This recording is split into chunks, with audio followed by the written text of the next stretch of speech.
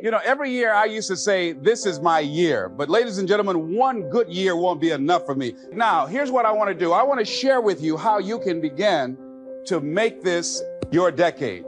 Now, here's what we know. That people don't do what they know in life, but what they do is they operate within the context of the vision they have of themselves. So what I want to share with you is how to begin to get a larger vision of yourself and how to begin to make this your decade. Because in order to do that, it's going to be very challenging. It's going to require a lot of work on your part, an ongoing process of personal and professional self-mastery. And it's going to require that you begin to see yourself worthy of the requirements in terms of effort, in terms of commitment, in terms of action, in terms of preparation, or whatever it is that you need to do in order to take your life where you want to take it. So one of the first things I ask you to do is I want you to look at your life right now and think about something that's important to you, something that gives your life a sense of value. Think about something that you'd like to have or something you'd like to create for you or your family or for society. I want you to hold this thought in mind. Now, one of the first things I want you to do is don't worry about the inner conversation that you're going to have. Don't worry about how you're going to do it. That's going to come. You're going to develop a plan of action. You will find the way. You'll become the kind of person that can attract the people, the resources, and everything you need in order to make that become reality. But I want you to be mindful of your inner conversation. That inner conversation, ladies and gentlemen, is the reason that most people take their greatness, take their ideas to the graveyard with them. You know, the wealthiest place on the planet, a minister said recently, and it was so true, is not the gold mines in the various areas of the world or the diamond mines. The wealthiest place on the planet is the graveyard. Because in the graveyard, we will find inventions that we never, ever were exposed to, ideas, dreams that never became reality, hopes and aspirations that were never acted upon. Because most people allow that inner conversation, for whatever reason, to keep them from ever pursuing their goals. So let us begin to look at what's required in order to make this our decade. Why is it that most people don't ever reach their goals or live up to their true potential? One is fear. And there are only two kinds of fears that we're born with. The fear of falling and the fear of a loud sound.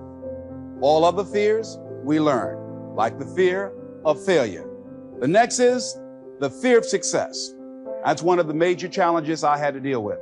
I was working on a major project, and after it began to grow and it was extremely successful, I panicked and I walked away from it and gave it to someone else because I didn't believe that I could handle it.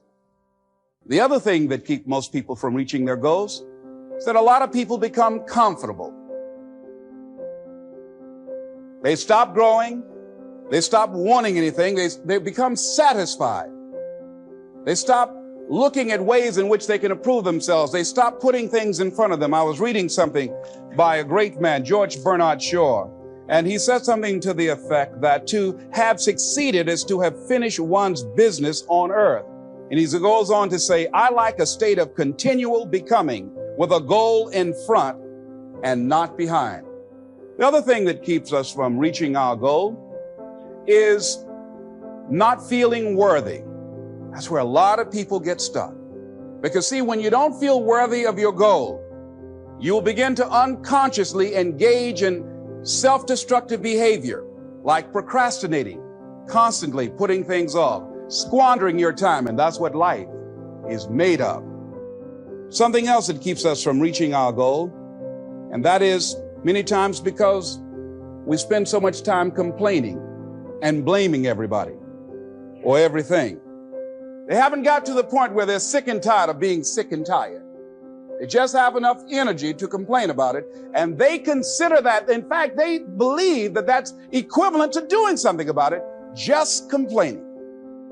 No, that can't get you where you want to go. That cannot create your reality for you. The other thing that keeps most people from realizing their true greatness and their true potential, circumstances, their environment.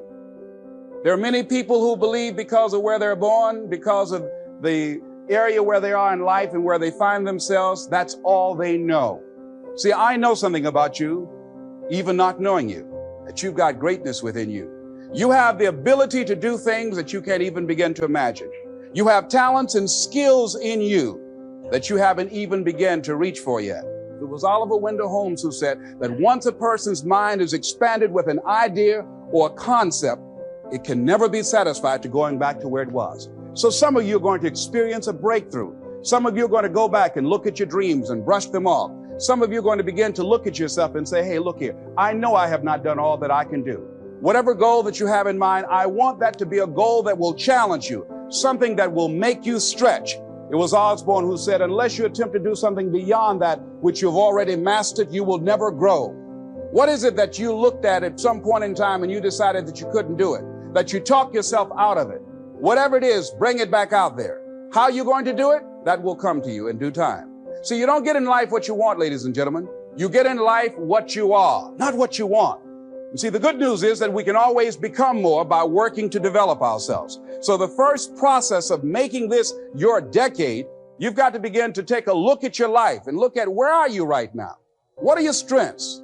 What are your weaknesses? What gives your life a sense of fulfillment, a sense of joy? What does a full, rich life means to you? What is it that you could love doing 7 days a week that'll bring a smile to your face? Think about that.